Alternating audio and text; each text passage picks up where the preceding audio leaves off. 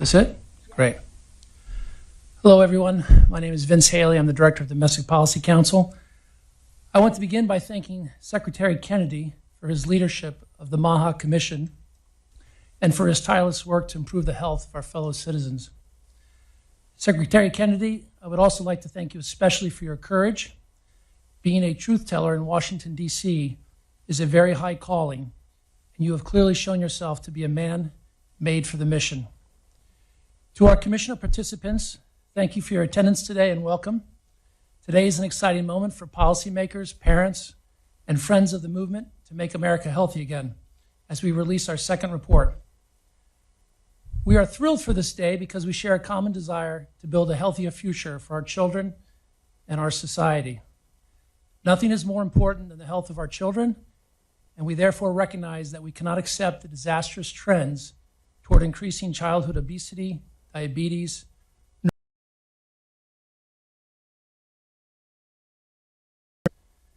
The president has cared about these alarming trends for a long time. In a 2023 campaign policy video, President Trump outlined the scope of childhood chronic disease crisis and demanded to know, quote, "What is going on?" He committed, if elected, to establishing a presidential commission to take the problem head on and find solutions. The rest is history. It was only a few months later that President Trump and Robert F. Kennedy Jr. joined forces in an electrifying moment in a Phoenix, Arizona arena. It was one of the biggest moments of the campaign. And it wasn't just because Kennedys are charismatic. It was because Robert Kennedy had run a campaign of ideas. And one of the biggest ideas of Bobby Kennedy's campaign was that the country needed change and reform if we were going to protect the health of our children, because the status quo was all too clearly failing our families. On February 13th, 2025, President Trump signed Executive Order 14212, establishing the Make America Healthy Again Commission to address this rising crisis of chronic childhood disease. This commission has produced two reports. The first report was an assessment in May of the scope of the crisis, and today we issue the second report, the Make Our Children Healthy Again strategy. Today's report outlines a bold framework to improve children's health through 128 targeted directives and strategies. This report is the result of a thorough and robust policy process that relied heavily on the input and expertise of families, farmers, doctors, industry leaders, and innovators. Our commission team met with over 120 groups at the White House, engaged MAHA moms directly, and received countless recommendations from industry and advocates that were thoughtfully considered. We also took an unprecedented approach to transparency throughout the entire development of this strategy. This strategy aims to create systemic change to protect and promote children's health through four key pillars. 1, driving innovation through research. 2, policies to realign incentives and systems. 3, increase public awareness and knowledge. And 4th, private sector collaboration. These four pillars are designed to address root causes and deliver transformative health outcomes for American children. We will now hear a bit more on how each commission member will play a part in carrying out these strategies into the future. But first, I would like to note that in the interest of the Commission's commitment to transparency, we have invited the press to cover this event today, including through a live stream. In one programming note for the media, President Trump will be taking the first follow-up action on a strategy contained in today's report at an event at the White House later this afternoon at 4:30 p.m. And now I'd like to begin by asking Secretary Kennedy to give opening remarks.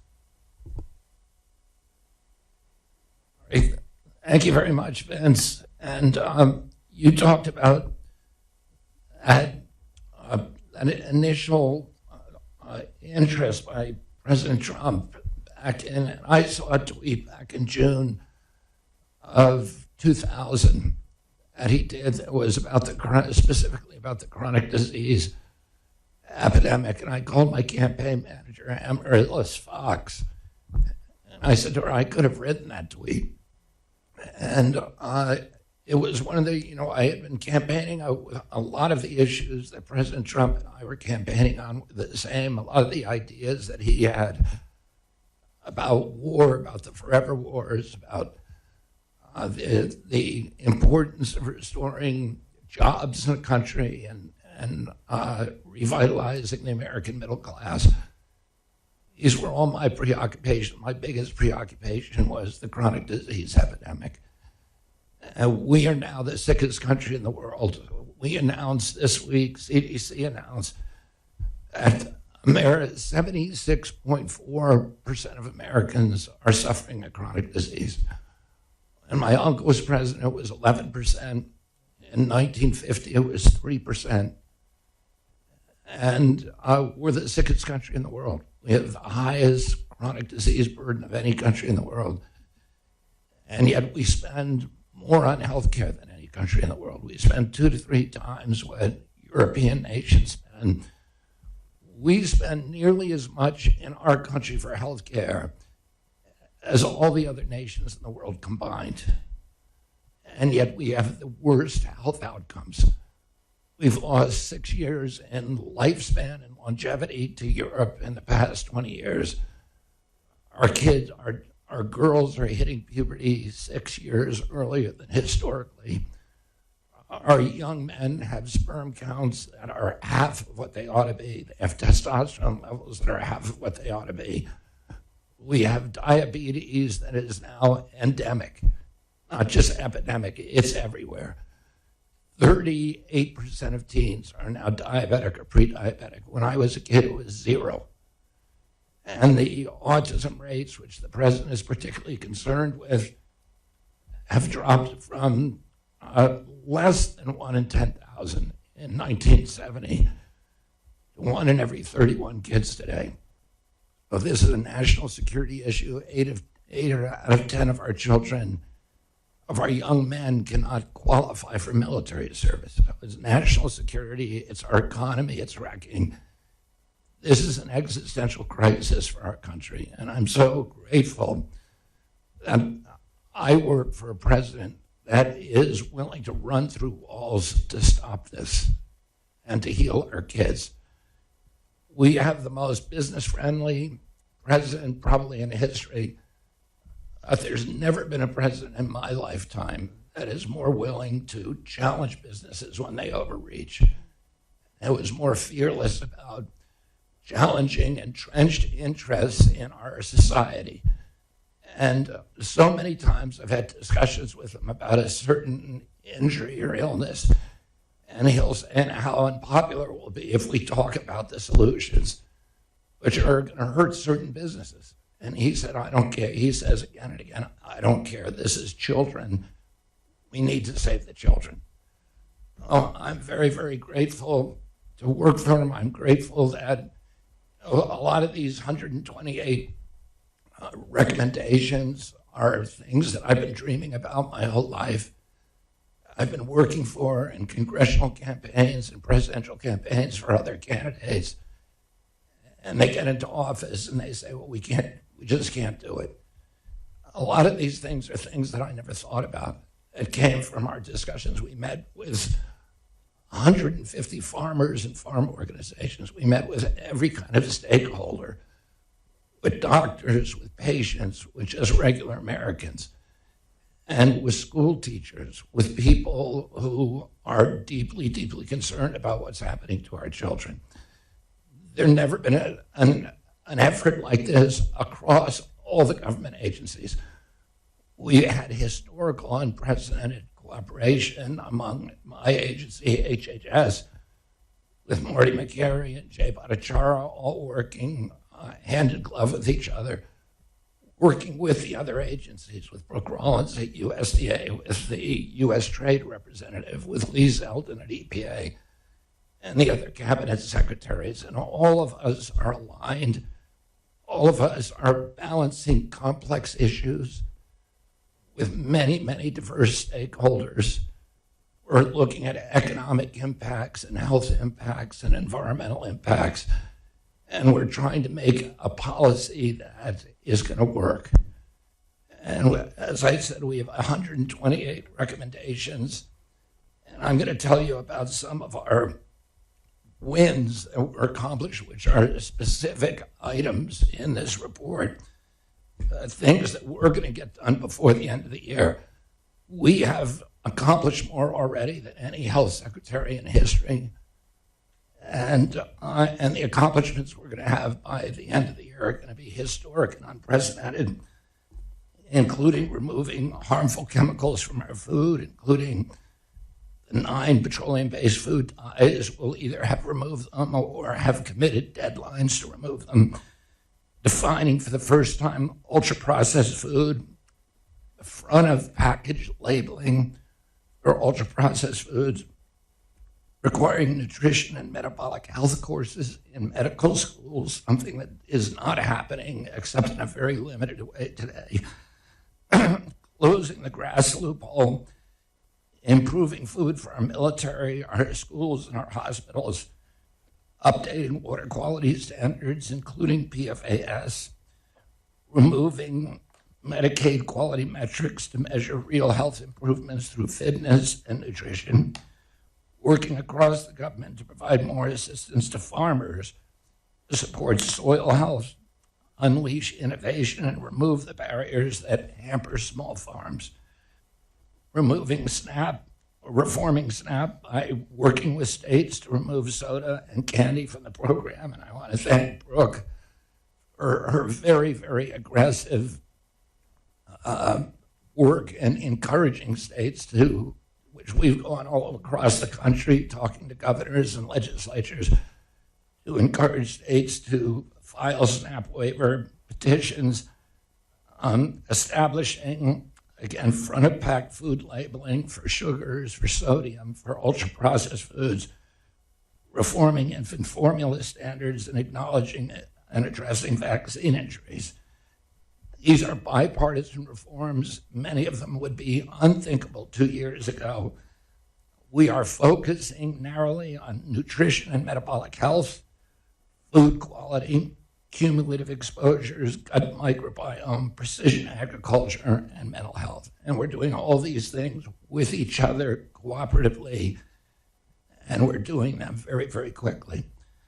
After this event, I'll be going to the Oval Office, make another historic announcement with the president that is part of these records. I think, again, it's going to challenge a lot of industries, very, very powerful industries. But the president is fearless. So I want to thank Vince for your leadership on this committee, and I want to thank all of my colleagues in the cabinet, Heidi Overton and Callie Means, who played critical roles in putting this list together. And I want to hand it over to my colleague, Brooke Rollins.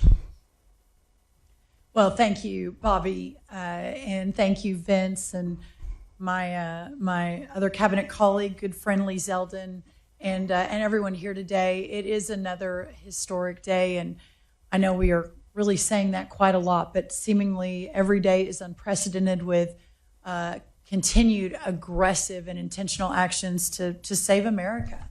And there may not be a higher calling or bigger priority than saving America through bringing health back to our men, women, and especially our children.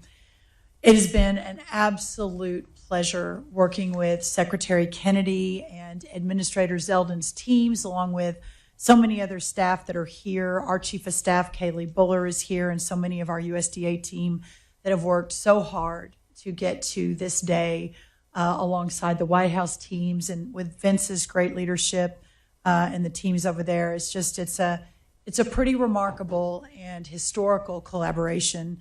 At USDA, we have been honored to be at the table to represent America's farmers and ranchers and rural communities, and to discuss how the agricultural community can work together with the health and the medical community to improve the well-being of our kids and our families. Without President Trump's leadership, we would not have achieved the real and concrete success that we've already seen in making America healthy again. And today's report makes it clear that we really are just getting started. We're at a point where we must do something to correct the chronic health problems that Bobby so eloquently outlined and has done so for some time. When over 75% of America's youth between 17 and 24 years old are ineligible for military service because of obesity, poor physical fitness, or mental health challenges, you have not only a health epidemic on your hands, you have a national security epidemic on your hands. Over 350,000 American children have been diagnosed with diabetes. As MAHA moms, I consider myself one with 4 children, teenagers, as one of those MAHA moms across the entire country know. Behind all of these statistics are mothers and fathers and sons and daughters and neighbors and coworkers. Since my confirmation as Secretary of Agriculture, we have been taking action on this front. As Secretary Kennedy mentioned, 12 states have now been approved historically to implement waivers to restrict the purchase of junk food and sweetened beverages within our food stamp program called our Supplemental Nutrition Assistance Program, also known as food stamps. More have expressed interest, and I continue to call on all states. This was within the first hour of being confirmed and sworn in. We sent letters to every governor in America saying, send us your ideas. We have an epidemic on our hands. And all states, blue and red, to innovate and put the nutrition back in the Supplemental Nutrition Assistance Program. We've also been working very closely, and I have to give great credit to Bobby Kennedy. Whenever we have an amazing ag producer, like most recently our dairy processors, who will voluntarily stand up and say, even though it's probably not great for our bottom line, we are in on making America healthy again. And we will no longer have, and we will begin to remove artificial colors from all products sold to K through 12 schools for this school year. Some of America's largest and best known consumer brands have voluntarily committed and have begun removing petroleum food dyes from their products. This remarkable list includes Tyson Foods, PepsiCo, Smucker, Kraft Heinz, General Mills, Conagra, Nestle, and Hershey. I am also proud today to announce the issuance of a revised farm-to-school request for applications. This RFA takes multiple steps in support of USDA's initiative to put farmers first and to promote healthy choices, healthy families, and healthy outcomes. This year's opportunity streamlines the application process, supports expanding access for small family farms to markets, and infrastructure by facilitating connections to the child nutrition marketplace, which is a huge government-funded marketplace with the opportunity to really move the market.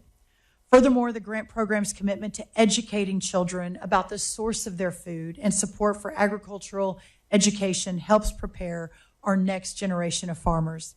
We are utilizing the depth and reach of USDA to make America healthy again. To date, we have purchased nearly $1 billion. USDA has purchased nearly $1 billion worth of fresh seafood, fruit, and vegetables from American producers through our Section 32 program. These foods are distributed to food banks and other nutrition programs across the country. We'll continue to actively work with Secretary Kennedy in crafting the dietary guidelines, which will be out very, very soon. And within those guidelines, we will be completely resetting and reworking what we suggest to Americans that has a massive, massive impact on how USDA distributes our programs. Federal nutrition advice must be sound, simple, and clear.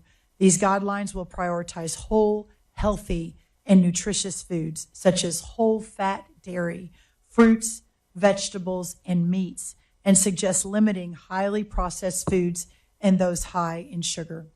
President Trump and our colleagues on the MAHA Commission know our current health outcomes, especially for our kids, are unsustainable, and that American farmers are at the heart of the solution. Chronic disease is a challenge in our country. Most American children's diets are dominated by highly processed foods filled with added sugars, unpronounceable ingredients, and additives. We know the American food system is the safest in the world, but now we must do what it takes to make it the healthiest in the world. As the proud representative of America's farmers and ranchers in Washington, second only to President Trump, I am so encouraged by the roadmap that this report presents today. It shows where opportunities exist to improve technology, research, and outcomes. America's farmers and ranchers dedicate their lives to the noble cause of feeding our country and the world, and in doing so have created the safest, most affordable, and most abundant food supply in the world. And now is the time to act. Using the power of the executive branch, the whole of government approach across our entire cabinet in the White House, USDA will continue to deregulate, to research, and to promote solutions that not only improve nutrition programs and their outcomes, but also regenerative agriculture practices and other conservation programs. USDA's upcoming regenerative pilot program is built to address on-farm resource concerns while also providing farmers with usable, outcomes-based conservation plans. Additionally, we will leverage existing funding from research agencies to produce applied science informing farmer decision-making on regenerative agriculture. It is a new day at USDA. Our farmers and ranchers know that I, and most importantly, President Trump, have their back and that their voices will be heard as we continue to promote the work of the Make America Healthy Again Commission. I want to thank President Trump, Secretary Kennedy, Administrator Zeldin, Dr. McCary, Dr. Bhattacharya for their leadership, collaboration. Thank you, and I look forward to answering any questions at the end of the reports. Thank you, Secretary Collins. Now we'll hear the perspective from the EPA, Administrator Lee Zeldin. Well, thank you, Vince. Making America Healthy Again was a mandate that we heard loud and clearly from the American public last November. It's a mandate that the American public demands. I want to thank Secretary Kennedy for his leadership. You could go back decades, try to recap and count the mile-high mountains he walked over to get to this point today, the mud that he crawled through, the walls that he broke through. His leadership has been imperative throughout this entire process, and I want to thank him, his staff, all of my colleagues who are here, others who were part of this process and aren't here. I think of Stephen Miller, by the way, with all of our MAHA talks with him. A lot of people don't realize that about Stephen. He's a MAHA dad. This effort is an important priority in my role as the Trump EPA administrator and as a member of the MAHA Commission, but also as a dad.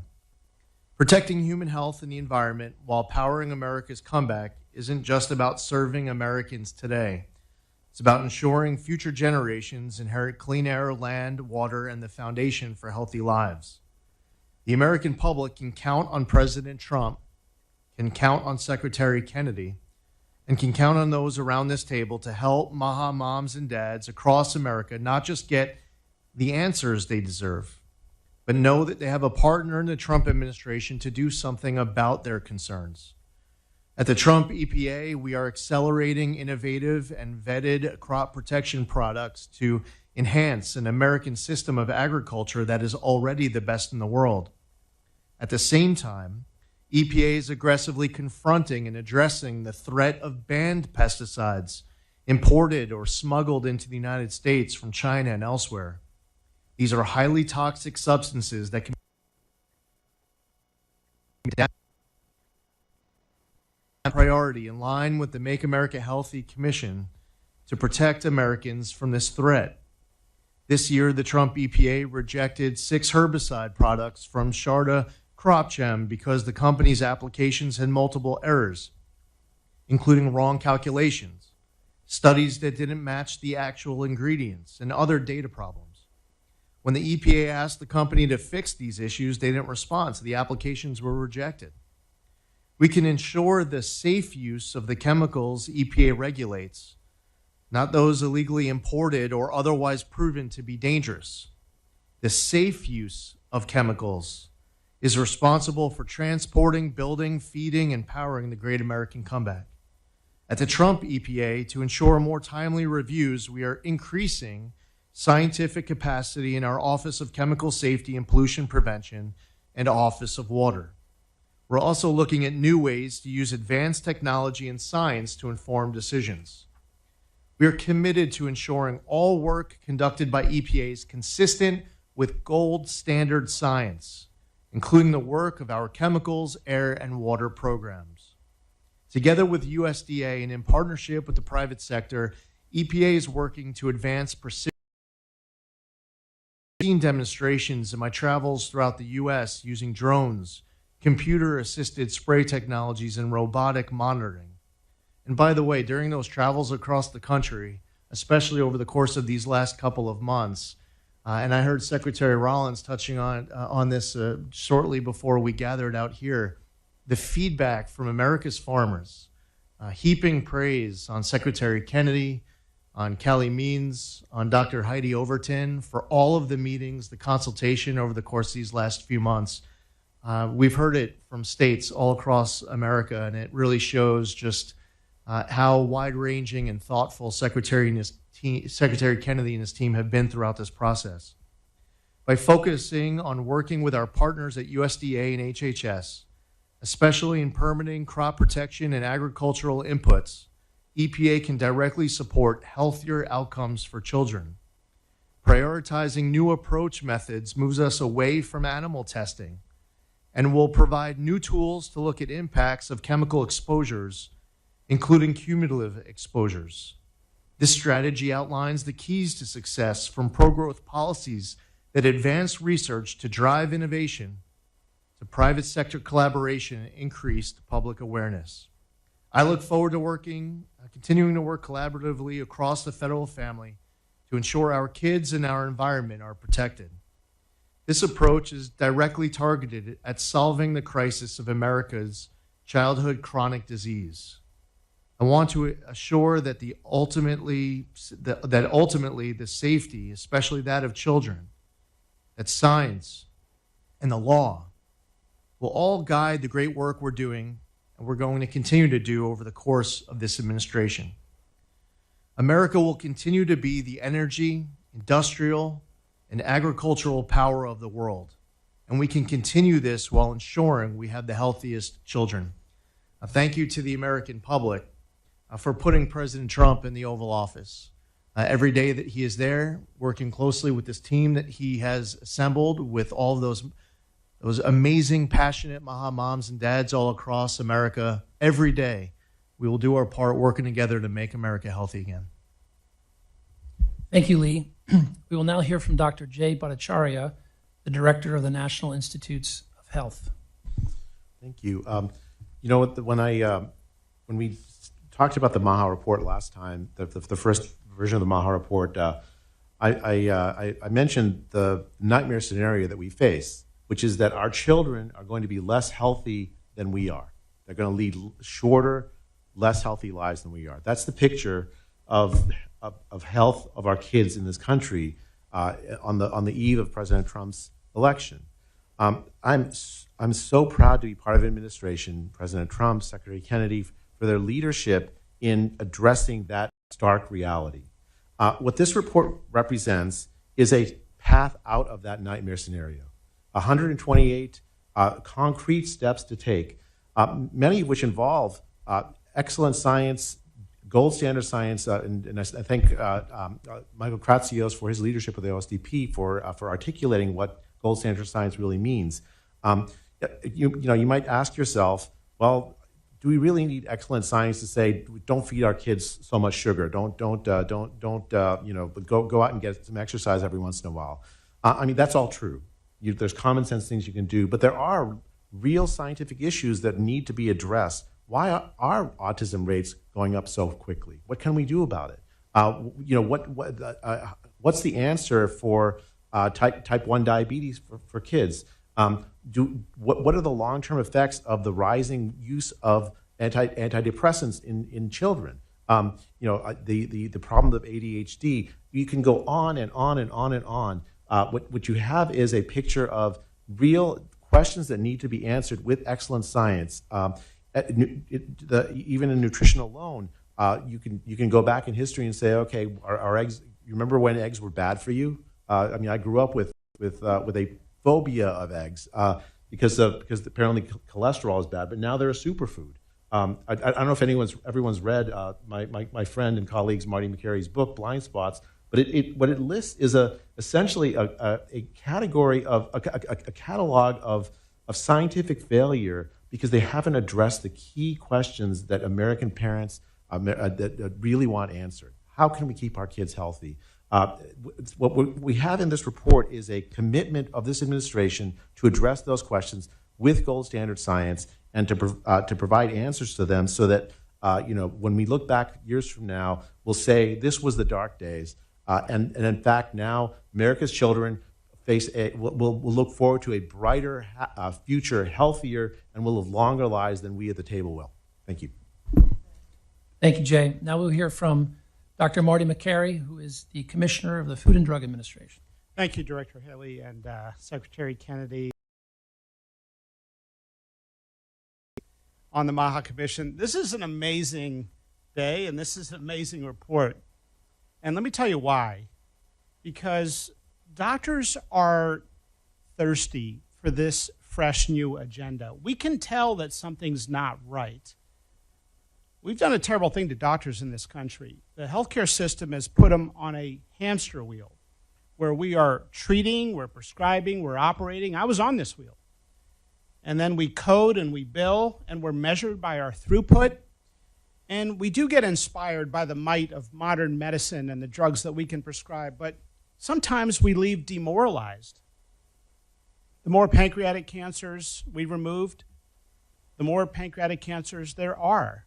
The more pain meds we prescribe, the more pain there is. The more GI meds we prescribe, the more abdominal pain there is. I'm not suggesting it's causal, but the medical community is thirsty to talk about the root causes that we don't talk about because historically they've just not been a part of the NIH agenda until now. The NIH funding agenda sets the agenda of research in every university hospital in the country.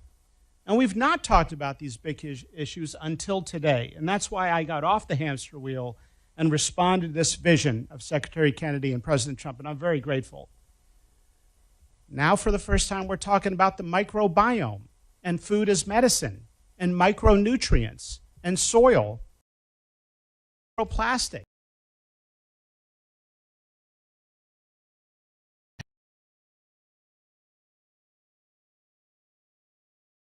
Part at the FDA. And I'm just going to run through a quick list of what we've done. I've been there 5 months, but we are doing everything we can to contribute to the MAHA agenda. On the food side, we've worked closely with USDA. We took the action on petroleum-based food dyes, approved natural dyes, 4 already this year. Typically, the FDA would approve 1 or 2 every several years. We approved 4 in the last 5 months. Took action on the GRAS standard, changed the BRICS requirement for sugar with orange juice, allowing more American oranges to be used for orange juice instead of importing oranges as frequently as was required by this arcane regulation. Initiated a chemical review. We're working with USDA to change the broken food pyramid, maybe one of the greatest sources of misinformation in modern American history. We're ending the 50-year war on natural saturated fat. Remarkably, schools, by regulation, are not supposed to have a certain amount of whole milk. That makes no sense scientifically. It's been a nutrition. So we're challenging medical dogma, challenging dogma on infant formula. Another one of our big goals is to deliver more cures and meaningful treatments to the American public. And so we have taken action to reduce animal testing, to speed up the time for approvals in synchronization with EPA, also taking action to reduce animal testing. It's the right thing to do. We began a national priority review pilot. We're going to get decisions out in weeks instead of nearly a year. We're going to see amazing, meaningful treatments, I believe, in the next year and 2 years that are going to blow people away because of this new pilot program. We started a pre-check program to promote the domestic manufacturing of medications as a national security issue. We're ending conflicts of interest on expert panels. We are setting clear, transparent vaccine regulation for the COVID vaccine. We're using gold standard science and common sense. We've removed regulation for gene therapy, had an amazing roundtable on cell and gene therapy. Last week, we made all of our rejection letters public. If we don't accept a drug, the public deserves to know why. So for the first time in history, those letters are public, so the public can see it and keep us accountable. We are focused on rare diseases and incorporating AI. We are making adverse events disclosed on a daily, real-time basis. And we took action on concentrated fluoride for babies that is affecting the microbiome. And we're just getting started. We're also very focused on the opioid addiction crisis. It's not over just because there's other news. We have draft guidance for non-opioid pain medication that is going out tomorrow. We've taken action on 7-OH and opioid in most vape stores in America. We're calling it out, initiating the scheduling at DEA. We are talking about vapes. Now issued a number of statements on gas station heroin, and we are finally changing the label on OxyContin, which is long overdue. So with that, I just want to say thank you for the privilege of being a part of this incredible commission. I think this is an incredible day for the medical community in the United States, so thank you. Thank you, Marty. We'll now hear from Jim O'Neill, who is the deputy at the HHS. Thank you. All Americans deserve to be healthy, and we're going to get there. And this commission and this team of agencies is going to help us achieve the goal of making America healthy again.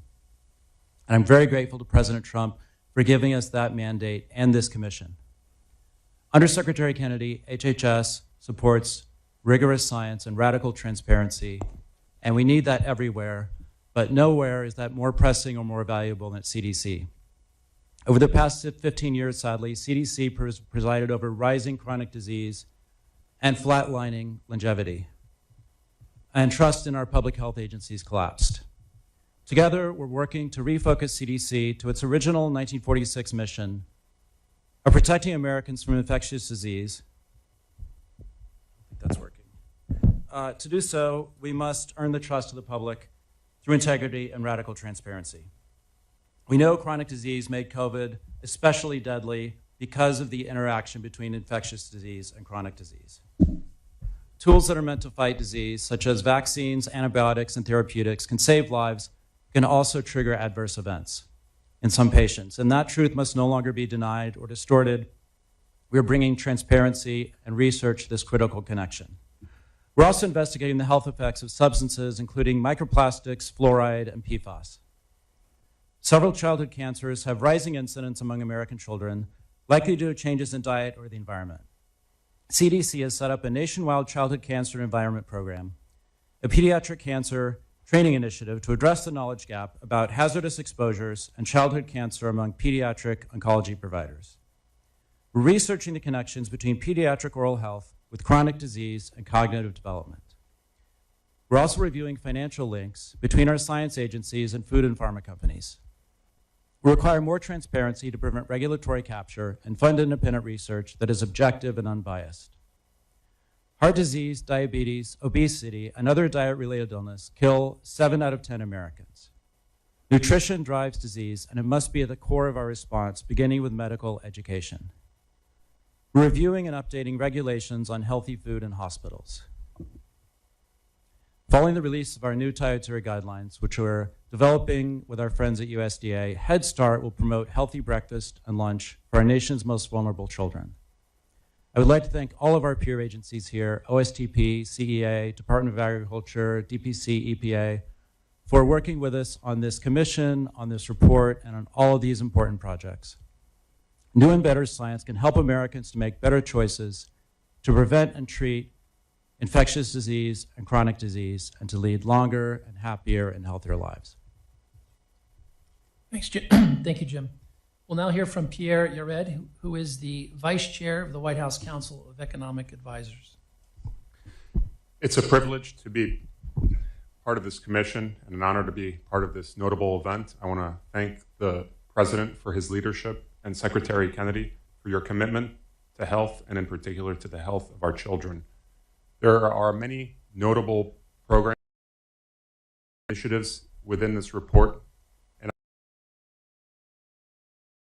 which is personally very important to me as a parent, which is the mental health of our children.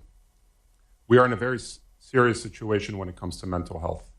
Based on various metrics, depression, anxiety, suicidal thoughts, we have seen a deterioration of these measures over the past decade.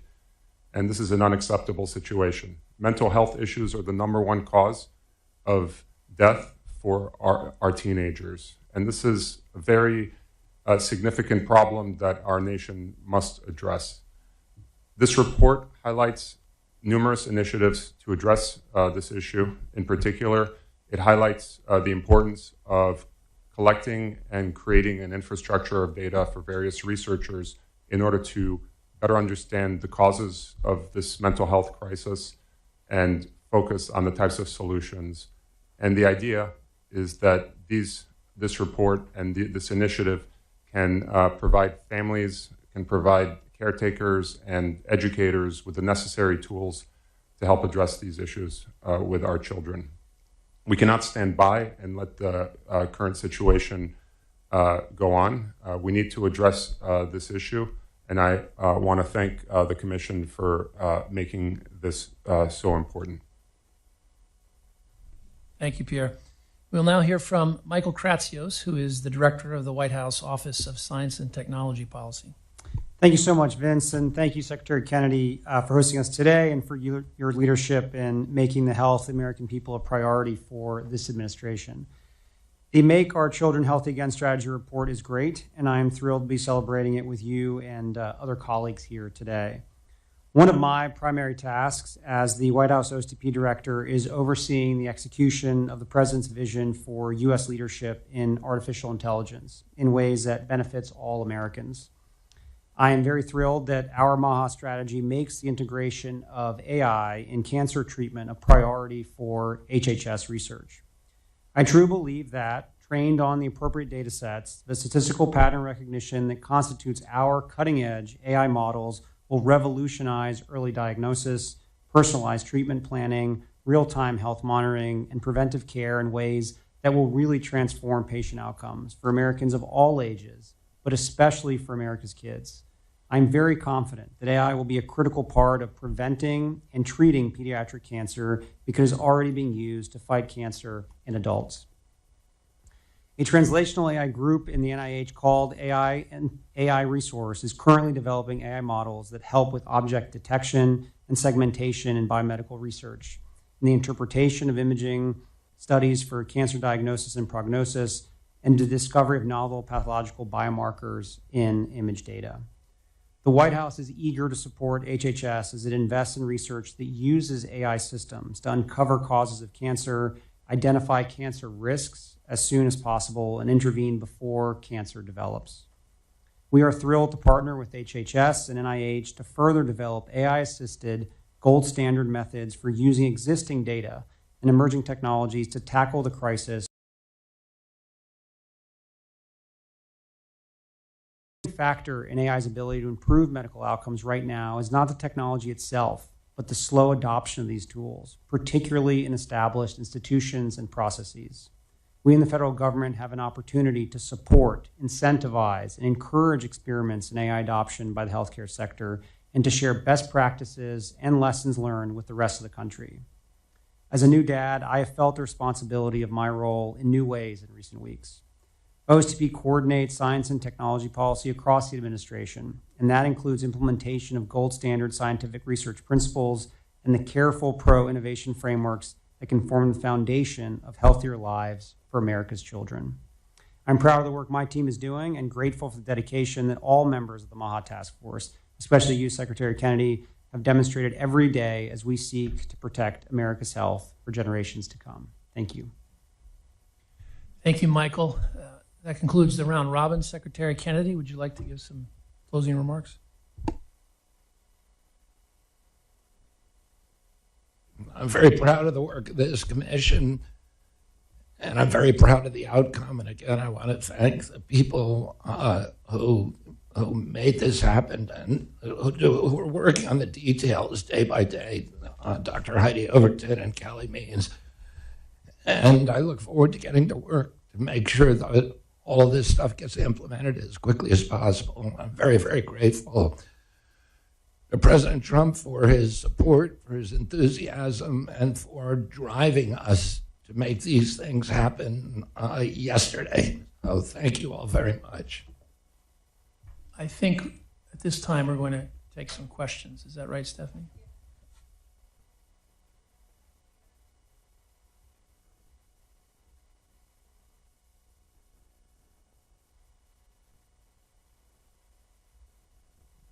Hello? Okay. So if press can please keep your questions to relevant of what we're talking about today, we'll pass around this mic.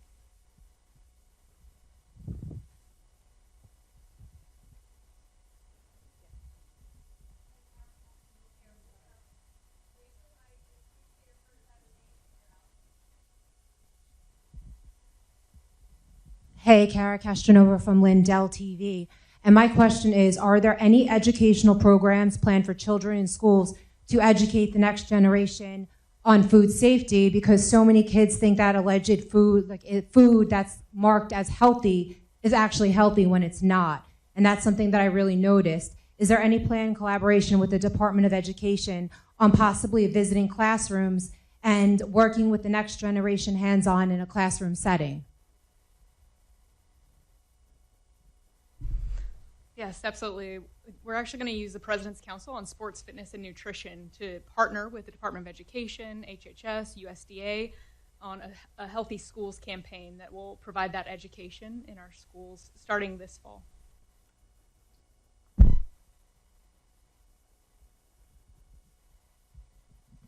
Thank you all for doing this. I appreciate it. My name's Lisa Desjardins. I'm from the PBS NewsHour.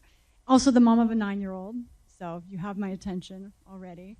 2 questions. One, pesticides has been something that you've mentioned as a concern. You mentioned the 6 pesticide applications that you rejected. I believe that's out of thousands, though. There are some who share that concern, who expected this report to be more critical, to do more specific on pesticides. Can you answer that concern? And the other is a debate over children's health. You mentioned suicides, especially among teenagers. There is a debate over mental health and firearms in this country and the impact on children's health. Was there ever a discussion of looking at firearms and the health of our children related to that? So those 2 questions, pesticides and firearms. Thank you.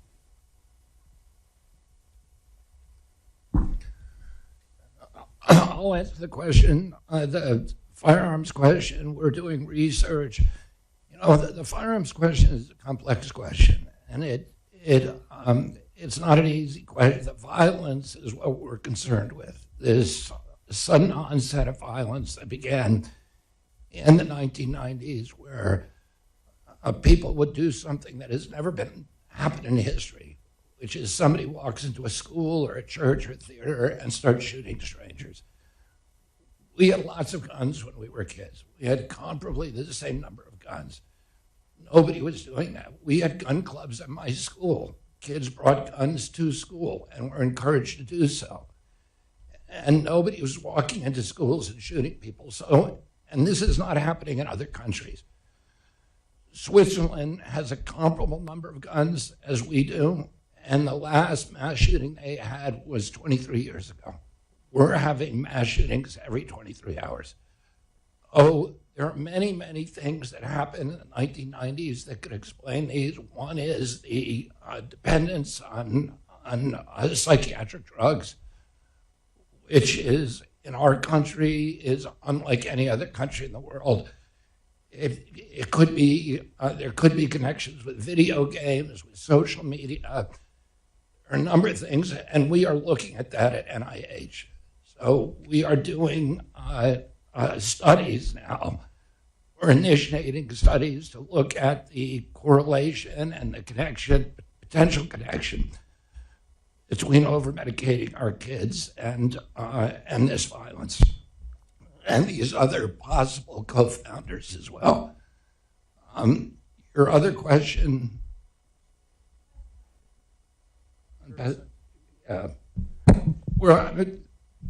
you want to answer later?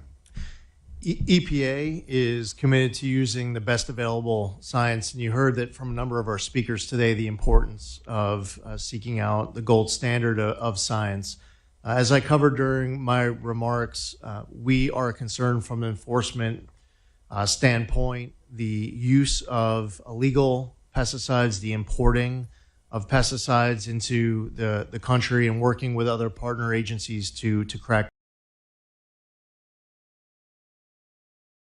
AI, and I'm grateful for his leadership on that front. We're incorporating important IT upgrades and AI upgrades inside the chemical office. We inherited a backlog in January of 14,000 pesticide reviews. That was the backlog. 500 in the new chemical reviews. One of the needs on top of updating the IT is also to add scientists to the chemicals office, which we are doing. We are increasing the bandwidth and capacity inside of that office.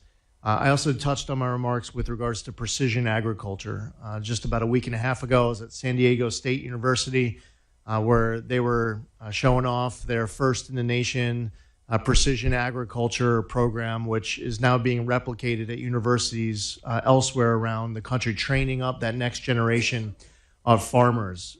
It's very important, not just economically, but also for health, safety, environmental reasons, for these farmers to be able to utilize these new technologies. The biggest obstacle that is being encountered is just the need for more advocacy and education of the infrastructure that is out there, the innovations that are out there. But again, it's important for us to follow the best available science, to pursue that gold standard science, and that's a commitment that we often met about here. The one other point I would mention too is what I noticed in my conversations with farmers is a strong desire to pursue any opportunity to improve health for our children, to improve access to a healthier food supply. There's a lot of pride in the product that these farmers are producing and supplying to America's families. But the argument that I've heard at farms all across this country is that they proudly consider themselves to play a very key tip of the spear role in feeding America, to make sure that America is healthy again. So I think this is maybe more personal to them than just about anyone else. And that passion clearly came across in the great meetings that Callie Means, Secretary Kennedy, Dr. Heidi Overton have had over the course of the last couple of months on this topic, and so many others that are related to it. Can I Thank you. add to that on pesticides? Three things. First, that the EPA is arguably the most rigorous, the most data-backed, the most scientifically deep review process in the world. And to approve any product that is used by our farmers, it will have gone through years upon years upon years of research. That's the first thing. The second thing is it a perfect process? Arguably, there is no perfect process, but it is a strong process that our farmers stand by. And a crop protection tool, such as pesticides, is absolutely essential for America not to compromise our food supply system at this point. That's the second thing. The third thing, and already mentioned though, is with new technology, it is incredible with the deployment of AI across this great nation and specific to agriculture. You can send a drone across a field of corn, and that drone can tell you down to a stalk of corn where a particular bug is that needs to be eradicated. It will completely change the game as we're moving forward on what our crop protection tools look like, on how we continue to produce the safest, most abundant, the best food in the world, and how we do it to ensure that our original workers, the fabric of our country, which is our farmers and is our ranchers, continue to be able to do what they do best, which is to feed and fuel the country. Thanks. To the reporter who asked the question, if you draw your attention to page 4, advancing critical research, there's a heading, cumulative exposure, which gets at your question and your concerns as a mother of a 9-year-old. And if I could invite Jay or Dr. Marty to just mention this research framework and how important this cumulative exposure investigation is. Yeah, so part of the NIH is the National Institute for Environmental Health Sciences, and it's devoted to specifically the question of how chemical exposures and other exposures are linked to human health. The National Toxicology Program also is also devoted to that, and it's a central part of the MAHA agenda. As Administrator Zeldin said, gold standard science to get answers. The goal isn't to just willy-nilly say you can't do this or you can't do that, but to get like excellent science devoted to questions about what pesticides are associated with bad outcomes in human health and what aren't, and so that to address these complex policy questions about how to have a food network of this country that supports the health of the country, while allowing farmers to remain the most important productive force in the world for nutrition.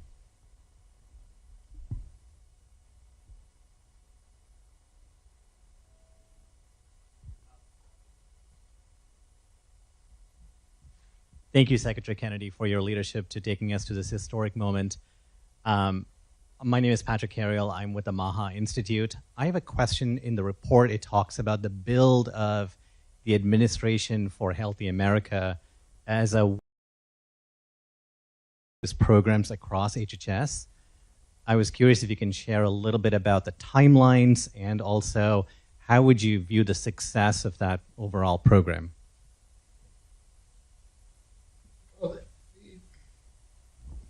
The various sub-agencies that were looking at health outcomes from toxins, from food, and from air and water were dispersed around all the agencies. There was a lot of duplication and no real targeting of results. And what we're doing is we're making sure that everybody at HHS and all the agencies at CDC, NIH, and FDA wake up every morning and know what their mission is. And their mission isn't just to check boxes or to study one exposure or another. Their mission is to make America, eliminating the duplication and consolidating all of these research efforts in a way that we can direct them to that outcome. That's never been done before in our agency. There was no real sense of mission. And that's why, our agency has increased in size enormously since the 1970s, and our health is getting worse and worse. We grew 38% during the Biden administration. Our workforce increased by 17%. And yet, throwing all that money at the agencies was doing nothing. Our health declined precipitously. And so what we're doing is streamlining the agency and consolidating it so everybody knows what their job is and that they're working together in unison. And all the disparate groups that were studying little different silos of the health crisis are now consolidated, and they have a clear outcome in mind, which is to end chronic disease in our children. And it's measurable. And so that's what the reorg is about.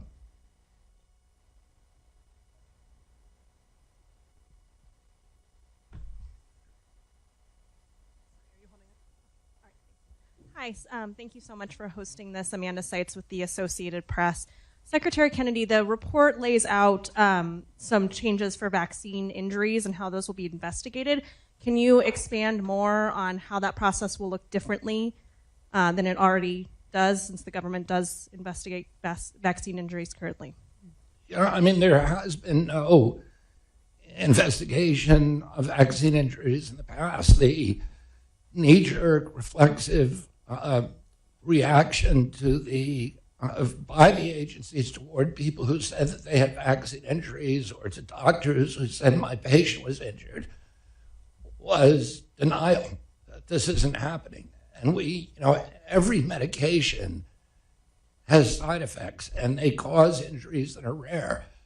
The people who are injured deserve the same kind of care and consideration that we give to anybody who's injured in this country.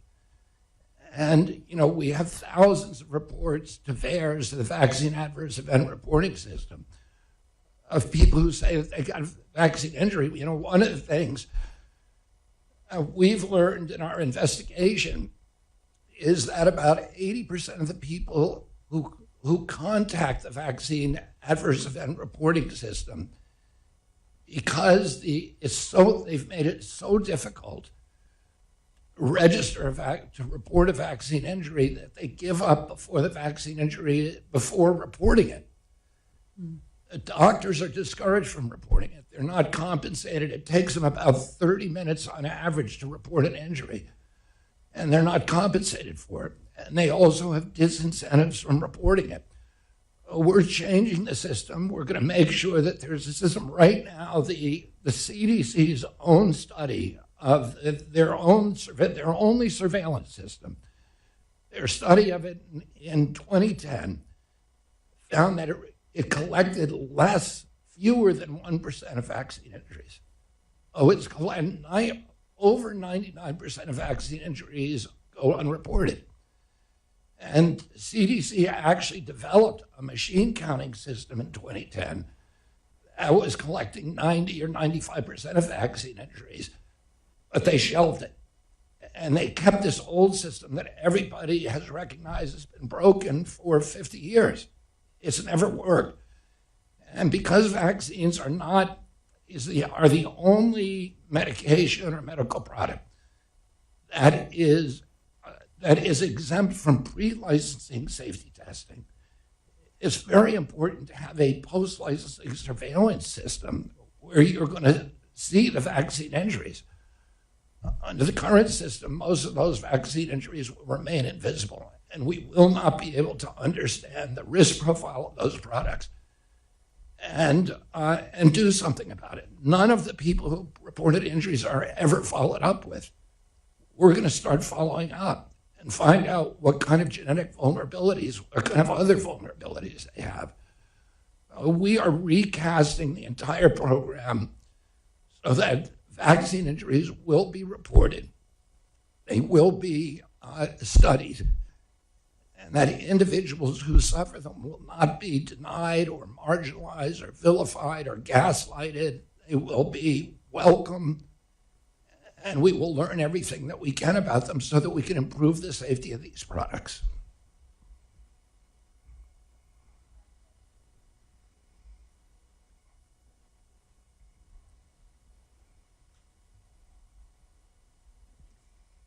Thank you.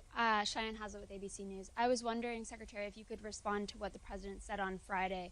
On the same note here, he said there are vaccines that just work, pure and simple. I was wondering if you disagree with those comments he made on Friday, and if you could tell us more about your plans on the host of vaccines outside of just the COVID vaccine, if you have plans to change any of the rules around those vaccines and access to them. There's a committee, the Advisory Committee of Immunization Practices, is reviewing the science on every vaccine.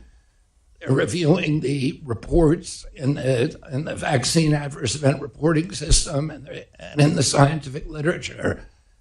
And they will be reviewing vaccine recommendations. So, that is something. There's a panel of experts. It's going to meet again, I think, on September 18th, and they're going to do a real gold standard scientific review.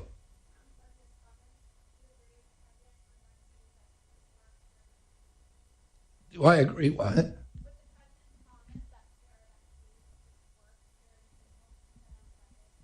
I agree with that. Thank you all.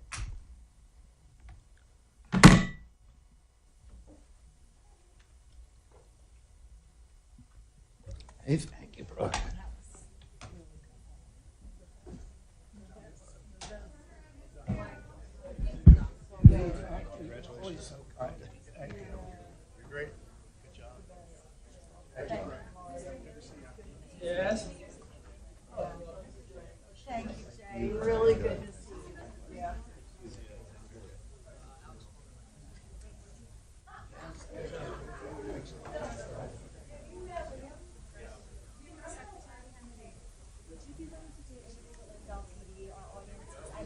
You should talk to Stephanie. Yeah. Thank you.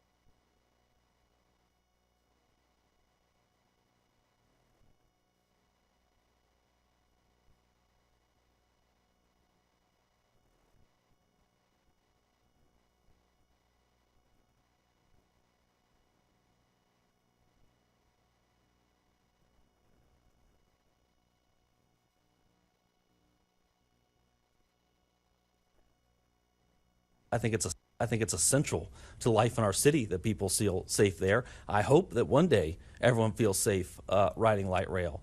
Right now, I think we need to see changes before people are going to feel safe on light rail. Yes, sir. If I'm guilty, could you once again explain the sentencing in depth? Yeah. A little bit more in depth. What's on the table? Yeah, and thanks for the question, because federal sentencing is significantly more complicated than sentencing in the state level. So if convicted, and convicting, that will be a conviction by jury of his peers in federal court over here. If convicted, we have a probation office that puts together a fairly lengthy report about that individual defendant. And that process takes about 3 months sometimes. It is a very lengthy report about his background, his prior crimes, his upbringing, anything that a judge will want to look at in sentencing. And then we will ask for a sentence, which I imagine will be a significant sentence in this case, but we don't know yet. And his attorneys will have an opportunity to argue for some other sentence that they think is appropriate. It goes before a federal judge. The federal judge considers that pre-sentence report, considers our argument, considers the defendant's argument, hears from the defendant if he chooses to speak, and issues an appropriate sentence at that time.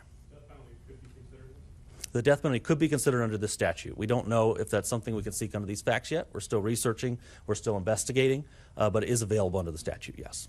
Yes, sir. You said earlier, or especially when you said that there's potential for other federal charges. Can you confirm crime or racially motivated crime of some sort? Is that something that you are That is you. considering? Looking into, yes. We're looking into every available charge in this case. If we find facts that this was gender motivated or race motivated, we will absolutely bring a federal civil rights charge in this case. If the facts don't show that, we won't. We're only going to bring a charge that the facts support. The investigation's ongoing. We think we very fairly have the facts for this charge, but we continue to look and we may add charges, and civil rights charges are certainly on the table. One more question. Two quick ones. Yeah, Over Hunter. the weekend, this garnered national attention, as you know. Both of your bosses got involved, especially last night, publicly about it. I'm curious, what do you say to people who see what's happening here today and wonder if this is political grandstanding here? Yeah, I don't see how you would see this case as political grandstanding. And if you do, I think you should have the conversation that we just had with Arena's family, because there's nothing political about that. This is a heinous crime, and we are going to remedy it. I don't know what the politics is here. If this was a political grandstand, there would be an opposite side to this. Is the opposite side, let's allow murders on our light rail? Is the opposite side, let's let people out of state prison so they can commit other crimes? There's no other side to this. There's no politics to this. This is a pure and simple federal case. And Russ, can you speak to the... I want to say something. Sure. Sorry, go Go ahead. Yeah, I don't think anyone can debate that this woman was violently murdered on a train. Director Patel has changed the priorities of the FBI to address violent crime, the scourge to our cities and our organizations, and by local street gangs. We have put resources to those matters. We anticipate more and more cases to be charged across North Carolina into a violent crime space. We're committed to working this. This is a priority from Washington, and I'm not afraid to say that. And Director Patel will get up there, and he'll, I wish he could be here today, I'm sure he does too, to share the priorities of the FBI. Our job is to conduct investigations. Our job is to put people in handcuffs and turn them over to prosecutors to prosecute. And that's what we're going to do. That's what I have 200 agents in the state working full time to keep our streets safe. Russ, I just wanted to ask, Yeah. you've seen in state court how long some of these cases involving a mental health disorder, forensic evaluations can take. How does that play in federal court, and do you find that being a hurdle in this case? So, and I cannot say that will be an issue in this case or not. We don't know if there will be some sort of mental competency issue here or not. There is a process in federal court for that. Generally, a defendant sent for an evaluation. That evaluation can vary in time. We've seen it take a year in some cases, depending on the level of treatment needed, the level of evaluation. Sometimes psychiatrists need some time to get to know a patient before they can evaluate them. There's all sorts of variables. But we have had cases where that has happened, and ultimately a judge will decide if he is competent to stand trial or not. But one thing is for sure. This person cannot be allowed on the streets. He cannot be allowed on our trains. So whether he is involuntarily committed or he is behind bars for a violent act, he should not be on the streets of Charlotte. Would that track happen concurrently in any way? With, obviously, that's happened with the state as well. There are, at least, have been concerns about his mental competency in the past, claims, statements that he made as well. Would that happen concurrently or on separate tracks dealing with federal and state charges? Yeah, so and obviously we want this case to go as fast as possible to bring justice for the victim's family. That is most likely going to be separate tracks because the state system and federal system have different standards, different legal standards, different processes they go through. I've called the district attorney about this case. We're going to work out the best way for the victims to get this to go forward, whether that's federal going first, state going first, some sort of parallel paths. We'll have to figure it out, but there are definitely challenges that. And generally when we bring a federal charge, the state charges are dropped. But this is a case where we have a first-degree murder charge, and we are supplementing with a federal charge, which I think tells you a little bit about the state system, that we can't trust that a first-degree murder charge is going to take someone off the streets for as long as we need them off the streets. We have to supplement with a federal charge. So. Thank you, everybody. Thank you. I really appreciate you covering this. Thank you. Thank you.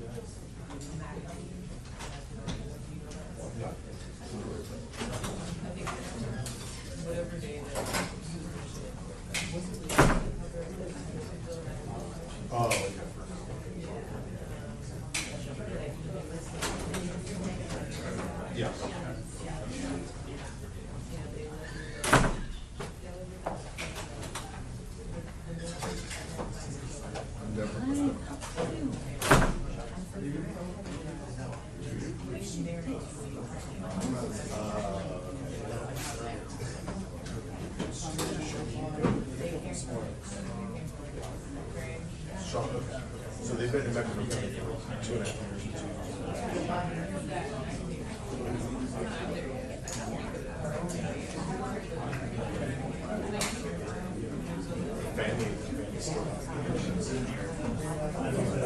I can highlight it.